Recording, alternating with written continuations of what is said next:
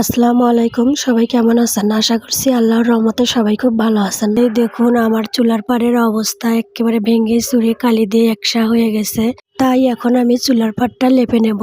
তার জন্য একটা পাশনের সাহায্যে চুলার কালিগুলো তুলে ভালো করে ঝাড়ু দিয়ে নিয়েছি। এরপর পানি আর মাটি এক জায়গায় মিশিয়ে কাদো বানিয়ে তো চুলা লেপা কাজ শুরু করে দিয়েছি। মাটির চুলা কয়েকদিন পর পর লেপলে দেখতেও সুন্দর দেখায় আর টেকেও অনেক দিন। চুলা লেপনের পর আমার কাছে খালি মনে হয় আর রান্না করা না লাগতো, তাহলে আমার চুলাটা এরকম সুন্দরই থাকতো। কিন্তু কি আর করার, বাঁচতে হলে তো খেতে হবে, আর খাওয়ার জন্য রান্না তো করাই লাগবে, আর চুলায়ও কালি পড়বে, কিছু তো আর করার নেই। তো সে যাই হোক, আমার 2 চুলা লেপন শেষ করে এখন আমি আমার 1 চুলাটাও লেপে নিয়েছি।